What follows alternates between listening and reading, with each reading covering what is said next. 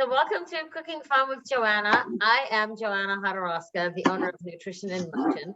I am a holistic nutritionist and an inflammation expert because all your health issues are either stress or inflammation related, and uncovering the hidden causes of inflammation is part of what I do so that you can feel better.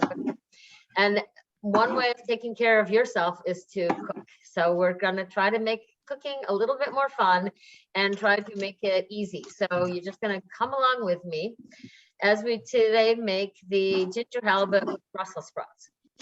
I was unable to find halibut, so you can use whatever white fish you want. I have actually a flounder, so I'm going to use that. We're going to have Brussels sprouts because they're nice and they're nice cabbage. They're anti-inflammatory. They're good for detoxifying the liver and for alkalizing. And we're going to include some lemon juice. Oh, I got to go get that out of the fridge. Some ginger root, 5 cloves of garlic, soy sauce. And if you don't want to use soy sauce, you can use something like this, which is the cocoa aminos, and it's soy free, but it's also wheat free, gluten free. We can either use half a cup of water or half a cup of broth, which is going to go into the Brussels sprouts. So that after we caramelize them, then it's going to steam. The recipe, I forgot to mention that we're going to chop up an onion, but I'm assuming you all have an onion, so we're going to add an onion. Then there's going to be salt and pepper, olive oil, sesame oil, and like I said, the soy sauce. So we're going to be sauteing in. I'm going to use the big pan this is a 12-inch pan for the Brussels sprouts. We're going to start with that first because the fish is going to cook literally like in 6 to 8 minutes, and this takes a little bit longer. So one non-pan for the Brussels sprouts and one smaller pan. This is a 10-inch for the fish. So go ahead and turn on your stove. So yeah, I gotta do the front burner. So if you got an electric stove, you're gonna turn that on to high heat. If you have a gas stove, you're gonna put it on medium heat, and we're just gonna let that sit there. And what we're gonna do is we're gonna cut the onion first, then we're gonna cut the Brussels sprouts, and we're gonna slice them into we're gonna slice them into slices. They're gonna be like 1/4-inch slices. So you'll take every Brussels sprout, cut the end off, and then cut them into sections. And I'll show you how to do that. I'll be doing that with you. But we're going to cut the onion first to put it in there. We're going to cut 1 clove of garlic to go with that. And the other 4 cloves are going to go with the fish. So we're going to, now that the pan is heating up, we're going to put a little bit of olive oil in there. And I would say put in a good tablespoon in there, maybe even a teeny bit more, just to coat the pan. And you can go ahead and, well, since I have this almighty pan, I need a little bit more oil in it because it's just not going to work right. There. Now I've got the oil on there. So we're going to do the fun part and chop up the onion. So 1 big onion, and my suggestion is to use a big butcher knife because it has a good weight to it. So you're gonna cut the onion in half. I already did this, beforehand because you wanted to do it ahead of time. You're just gonna have to bear with me as I clean off this onion, take the skin off, take the 2 layers off, and get rid of that invisible layer of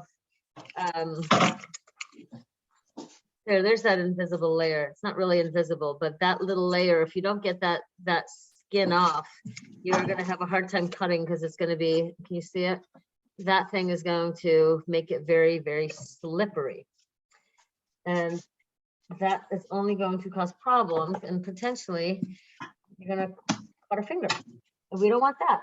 So we're going to dice it.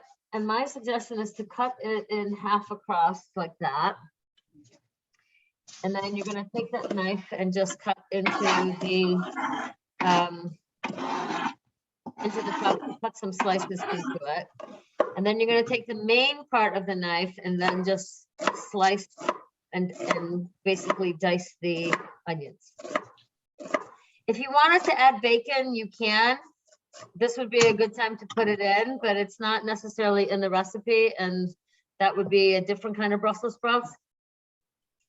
So you're going to take those, you're going to get rid of these little pieces of skin. You're going to take that and just put it into the pan. And it should have actually started sizzling, and if it's not, that means that it will by the time we get back to it. Because we got to cut the other half as well.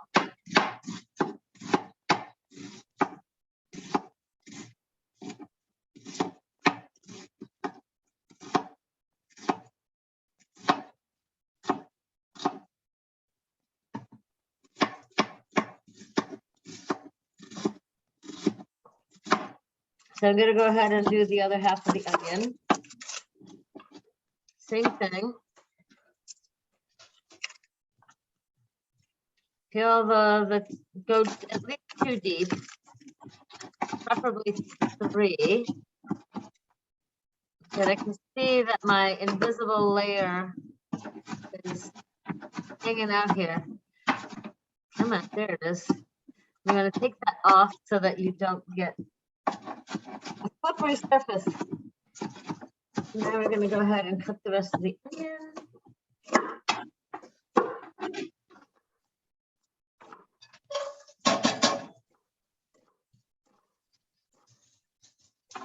Now you got to dig your fingernails into the end of the onion and cut the end. Now here it's starting to sizzle, so that's a good thing. I'm just going to clear off that knife. We're going to cut one garlic clove. So you're going to cut off the end, and then you're going to flatten it with the edge so you can peel the skin off.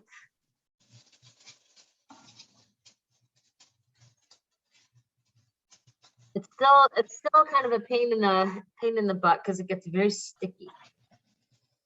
I don't know why the garlic skin is so sticky, but it is. So you don't have to do it too coarsely, but just cut it into 3 sections and then slice the garlic. And then if you're agile with the big knife, you can just stick it onto the knife and put it in the pan as well. Then the fun part comes. You're going to start cutting the ends off the Brussels sprouts. And my suggestion is you hold it on the end. I don't know if you can see this or not, but you're going to cut it into these 1/2-inch slices, or actually more like 1/4 inch. So then you have like that. And you're just going to put that into the pan. My suggestion is to just dump it in however you can. But you're going to do probably a dozen. If they're this size of Brussels sprouts, you're going to do somewhere between 12 to 15 of them. So you cover the whole pan and get about 2 cups worth of Brussels sprouts. You could also put the Brussels sprout on that flat end and hold the edges and then cut it that way too. You just grab the whole thing and put it into the pan.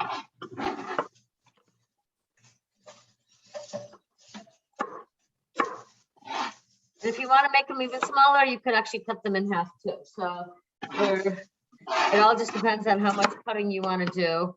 This was a monster. This one's going to be like 5 sections. And I'm definitely going to cut this one in half just because I want them smaller pieces, not quite as big.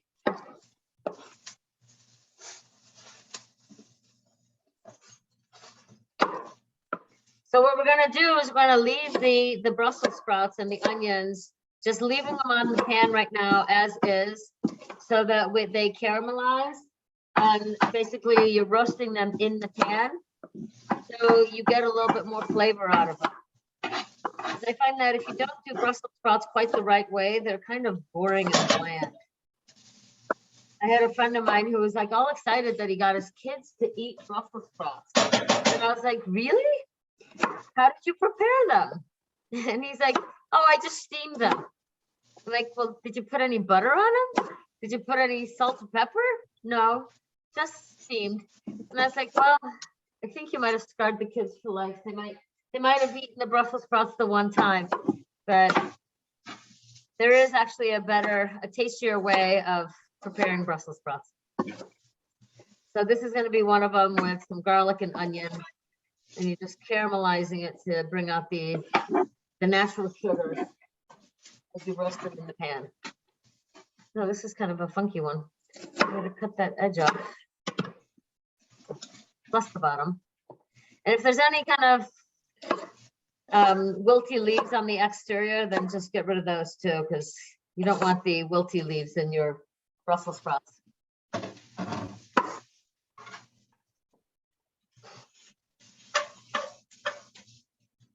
The Brussels sprouts are also in the cruciferous vegetable category, along with kale, broccoli, and cabbage and cauliflower. And what the benefits of that are, is the cruciferous vegetables help to detoxify the body. They have a lot of MSM, which is also a natural, not an antioxidant, but it can actually lower inflammation. But these cruciferous vegetables have a ingredient in them called indole-3 carbinol. So when you're under a lot of stress, you tend to create more estrogen type of hormones. So this is a great way to add the, at least 1 or 2 servings of the cauliflower, Brussels sprouts, cabbage, or kale to your daily regimen to lower the amount of estrogen. And too much estrogen creates weight gain, mood swings, a lot of other negative things. And when I had my adrenal exhaustion 21 years ago, I was way estrogen dominant. And I've worked with clients that have estrogen dominant issues. When we add these cruciferous vegetables, their excess estrogen be converted into a form that is eliminated by the body rather than restored. Then, like women who have incidences of breast cancer and fibroids, adding these cruciferous vegetables can actually keep those things at bay. So there's your one health tidbit. And right now, this is what my Brussels sprouts look like. I've got pretty much the whole pan filled up. I'm going to turn up the heat just a teeny tiny bit more. And I could chop up more Brussels sprouts, but I think I'm done with that for now. So while we're kind of waiting for this to do its thing, we're going to go ahead and add our salt. I'm just going to move this over for a second. I've got a salt mill, so I'm going to put some salt in here because we all need a little bit of salt, especially if you're eating real food. You need to add the salt in, otherwise you might get dehydrated and you might get some muscle cramps. So here's your, that's what's going on with the Brussels sprouts. Now we're going to go ahead and chop up the ginger so that we can have that for the fish. So if you like ginger, you can use more. If you don't like ginger, you can use just a little bit. But what you're going to do is take that big butcher knife and just slice this into these 1/4-inch slices. And that is probably enough. And then I'm gonna get rid of this piece because it's all dried on the one side. You're gonna basically dice the ginger. Salt and pepper. Add it? Yeah. If you wanted to shred it, you can actually use a teeny tiny, not a shredder, but Microplane? yeah, one of those. then it'll get really fine. So you could either use something like this, which you can just microblade it. Or what I was actually thinking, I have this mini little slicer and zest maker. So you could also take the ginger and just scrape it on the edge like that and mince it. So you have a couple different ways of doing it, and that way you can get a lot of that minced ginger and you'll get all the flavor. And heck, if you wanted to, you could even throw some of this ginger into the Brussels sprouts. There's also another anti-inflammatory root. And if you wanted to really amplify the anti-inflammatory properties of this whole meal, you could add turmeric root.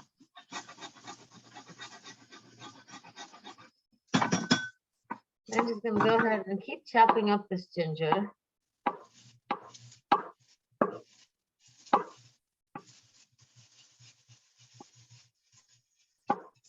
I think the recipe only calls for like 1 teaspoon, but I think I've got more like 2. But I like ginger. I don't like heat, but I like ginger. Nothing like making gingerbread cookies with fresh ginger from the root. Yeah, it's pretty amazing. Oh my God! When you open up the container too, all you smell is the wonderful aroma of ginger. Yeah, it's pretty awesome. So this is what the Brussels sprouts look like, and now I'm going to actually start mix it. I lost one. Decided to fly away. But you can see how it's starting to brown. That's what we're trying to get at. That's why we're not really stirring it too often. But you want to just get the caramelized pieces off the bottom. You can use a spatula. The beauty of cooking is that there is no right way specifically. There are sometimes other ways, but I find a rounded wooden spoon to be a good way. So you're just gonna stir that, and we're just gonna leave that again for another, who knows, 5 minutes, 6 minutes. So now it's time to actually turn on the other pan. Taking the fish. This is gonna still take another. I think there's gonna be another 10 minutes on the fish part. I mean, on the fish part, on the Brussels sprouts. You can't even see me, can you? Maybe that's okay. But you're gonna pour a little bit of the olive oil in there.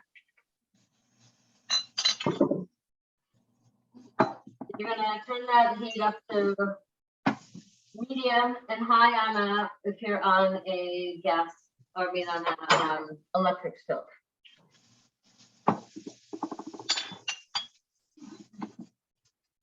You could probably put, you know what? You could probably put onions into the fish too, but we're just gonna not do the onions in this one. But I find that leeks and onions are a nice way to feed the good bugs in the microbiome. What we're gonna do is just pan sear the fish. So it's actually gonna be pretty easy to do.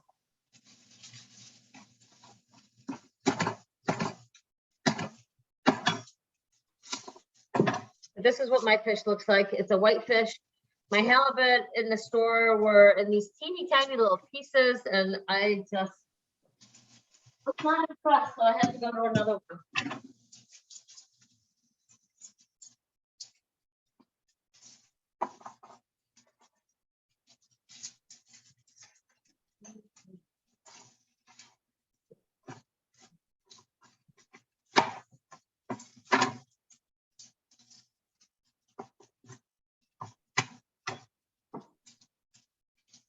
Going to move you over closer to the cooking.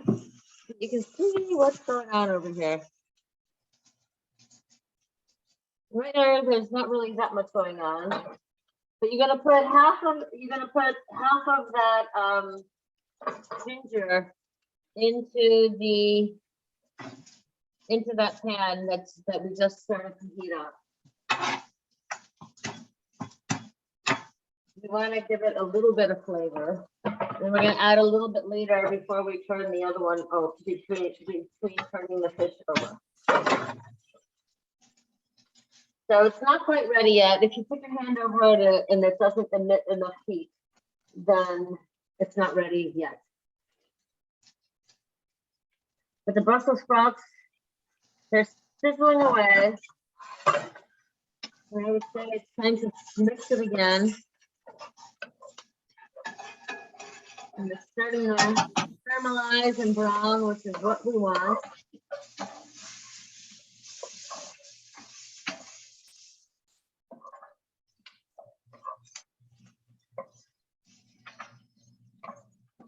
And you know, a lot of people think that Brussels sprouts are so bitter, but I find that once you caramelize them, they actually get a little bit sweeter because the natural sugars come out.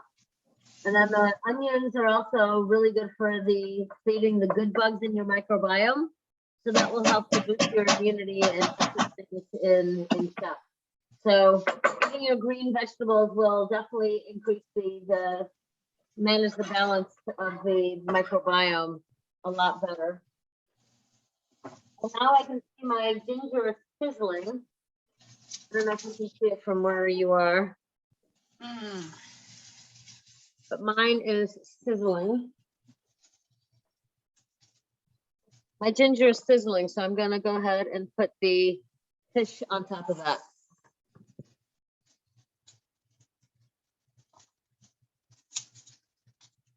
Are we doing any garlic in the for the fish, Joanna?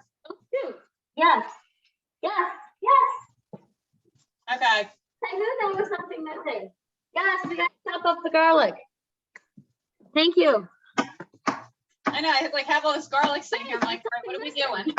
That pan off to the side because we gotta chop up the 4 garlic cloves. Thank you, Gina. I know, I'm like sitting, I'm like, okay, why is my garlic just sitting here? Why do I have all these cloves of garlic? I thought they were supposed to be in here. Yeah, they are. All right, so you're gonna take, whoops, I just totally destroyed that piece of garlic. But hey, the skin came off really easy. You're just gonna chop off the bottom. And again, this one doesn't have to be minced into smithereens, but you can either just cut it into slices. I like to put it into like rough slices, so it's kind of in between slices and dice, if that makes any sense. So what I'm gonna do is just cut the garlic into 3s and then chop it up. The garlic one. You can definitely just put that in as you Another little jar. as you have it cut We should have or chopped. in the jar. But thank you, Gina, for saving me on that one because I totally like spaced on it. That's okay. I know we put it aside and then Yeah, I put it aside and I put it aside in my head too. This is why you're supposed to follow a recipe, right? Because it gives you guidelines. And this is why you do a class so that, you know, your students can remind you of what you forgot.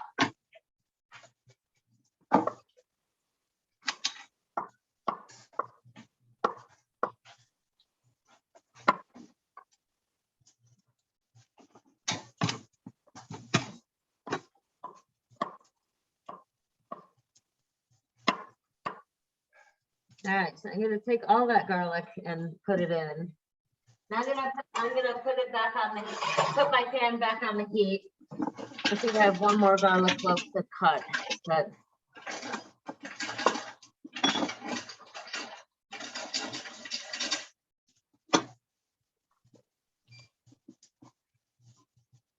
$6:30. Yeah.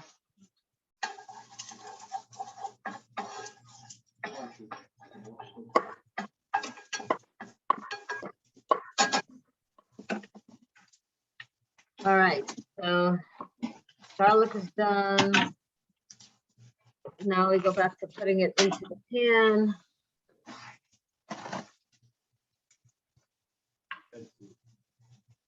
Oh, thank you. Now it should be heated back up. I think you're gonna have to stir the Brussels sprouts first. Otherwise they're gonna be like charred instead of caramelized. You can actually turn that heat down to 15 bit seconds. It's browning too much. Yeah, turn over those Brussels sprouts. Let it out.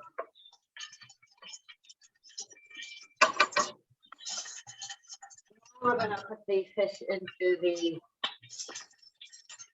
pan. My oil is not in the middle there. So what you want to do is take your fish and put it in the middle of the pan.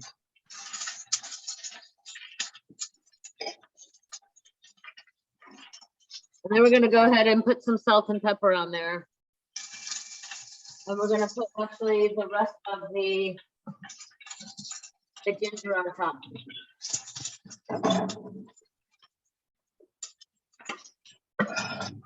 And I'm going to wash my hands because now they're all crispy.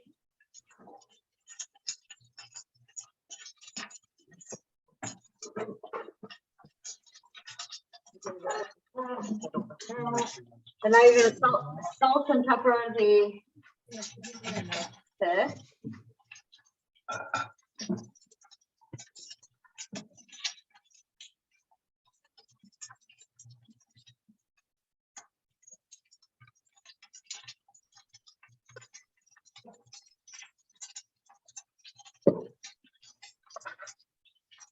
And the Brussels sprouts actually look like, to me, on my side, they look pretty cooked. Yeah. So it doesn't look like I actually have to add the liquid to it to steam cook them the rest of the way. So go ahead and turn it off if you want. If yours looks like mine, just cover it. Just cover it so it'll stay however it's supposed to stay. So what I'm going to do now is because it's not, move the pan over so that you can see what the heck I'm doing. So we're gonna cook we're gonna pan-sear this fish. So you can put that on medium high. You can see that my fish is going from that like translucent color to more white. So that's what the goal is. And then we're gonna flip it over.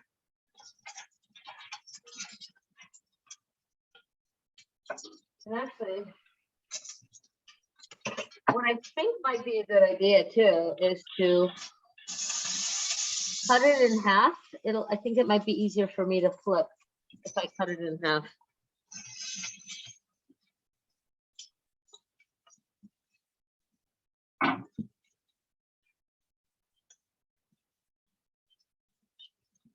All I can tell you is that it smells really good. That's maybe because I like ginger.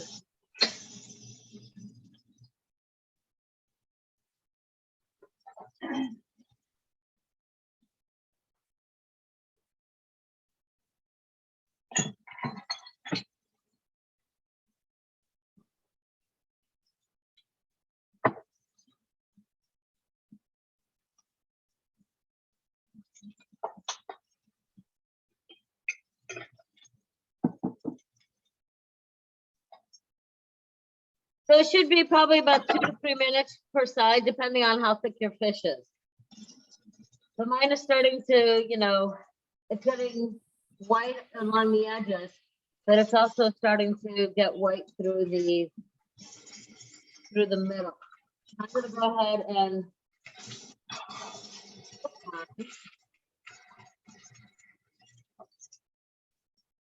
Okay, silly question. What are we doing with the soy sauce we're and? going to be putting that in a little bit onto the fish. Okay. We're going to be putting the soy sauce onto the fish. Okay. But I need the fish to cook first and kind of caramelize before we do that. All right?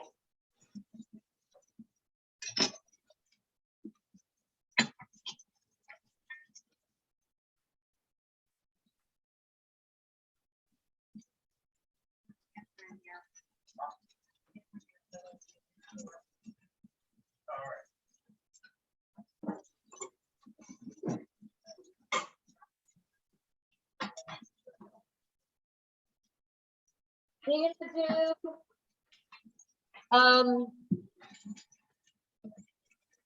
tablespoon of the soy sauce.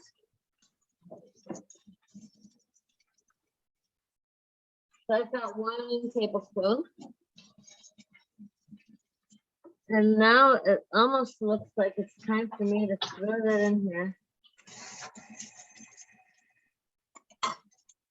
You're gonna take the 1 tablespoon of soy sauce. And I probably should have used sesame oil in here instead of, you're gonna drizzle it on top of the fish and then pour it in between so that it simmers. Okay?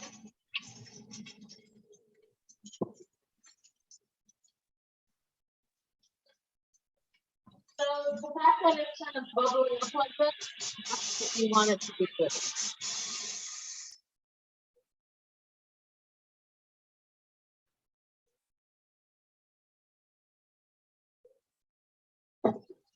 And the sesame oil, we're just going to be drizzling onto the fish once it's done. Okay. This looks so good.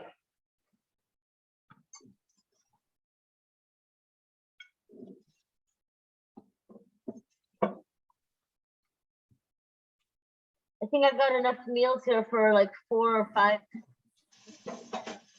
days. But what I'm gonna do is, because it's, you know, I've got these 2 big fillets, I'm gonna actually freeze 2 of them so that I could have them for another day when I don't feel like cooking, but I want something healthy.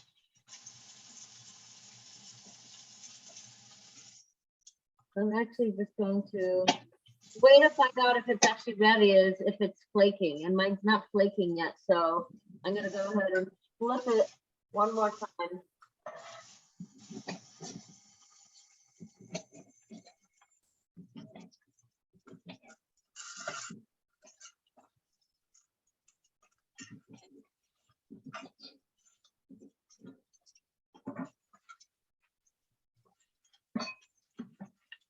It should be red. Mine is a good, you know, 1/2 inch to 3/4 of an inch thick.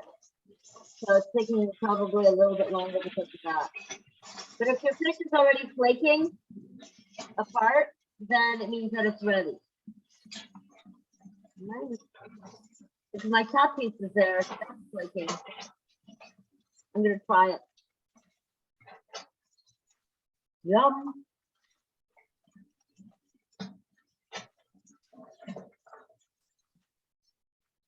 And I'm sure that the smaller pieces are definitely done, but the thicker ones, you want to kind of leave them on there because they're not completely flaking yet. So if you're ready to try,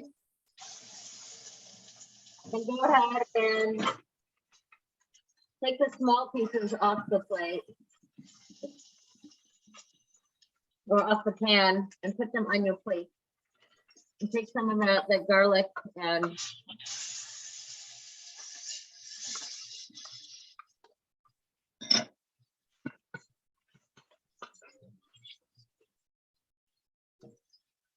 you definitely want to make sure you get some of that garlic and ginger onto your plate. I'm going to turn mine off, and the rest will get there. And then I am going to put my plate. And this is what mine looks like. What does yours look like? I just have to plate mine. Pardon me? Have to plate mine. Yeah, they were on the plate line.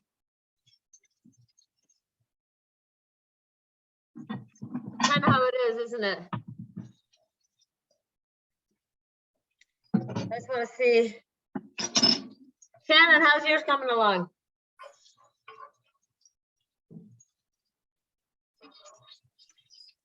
But now is the best part. We get to try it, right?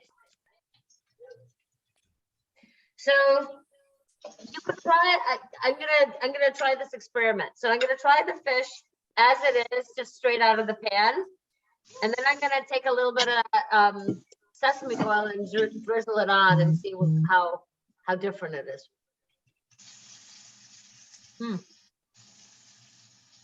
It's hot. Hot temperature wise, so be careful. But it's very, very tasty. It's very mild, very flavorful. Now drizzle a teeny bit of this sesame oil onto the fish.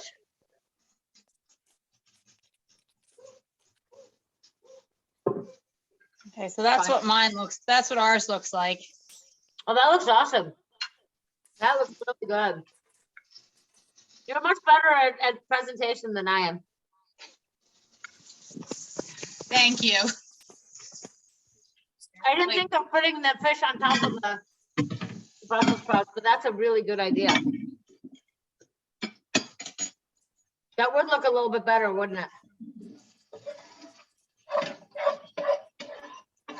The things you learn from. I watch too many cooking shows. Maybe that's it. Maybe I need to watch some more because that presentation is usually. That's why I say I can never be a chef because my presentation stinks. But you know, when it's me, I'm not on you. I mean, pardon me. when it's with you, it doesn't matter. It tastes so good. I gotta say, yum, yum, yum.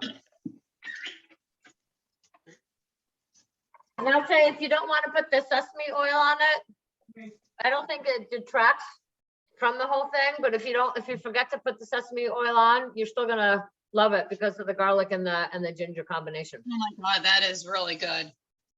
Isn't it phenomenal? I'm like, wow. Yeah. And the nice thing is you can do this with any fish. So it doesn't have to be just halibut. You can do it with any white fish. So in 2 weeks, so today is the 11th.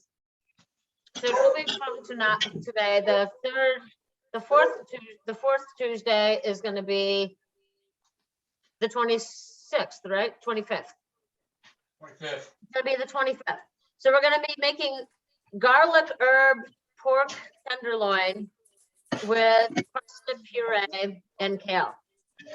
Because we ought to do something with other root vegetables, right? And a dish like this that we made tonight, you could make rice on the side. You could make some quinoa. You could use a wild rice. You could also just do some kind of fingerling potatoes, and that just kind of puts a little bit of the carbohydrates in there. Or you can kind of keep it like it is, and then it's more like a keto meal, so that you don't have too many carbohydrates in the meal. But this one has a little bit of the extra fat, a little bit of the protein, a lot of the vegetables, and either way it's healthy. If you wanted to add your potato or a grain to it, you definitely can. So let us know how yours turns out in the comments below. And if you found this beneficial, you can also donate through Venmo or PayPal, $10 for the class. And hopefully we'll see you in a couple weeks for garlic pork tenderloin with parsnip puree and kale. And if you don't like kale, you can always substitute with chard or with spinach. So thank you for joining us for Cooking Fun with Joanna. And if you have any questions, feel free to reach out to me, Joanna at n-im.net, or find me at www.nutritioninmotion.net. Bon appetit and enjoy your meal.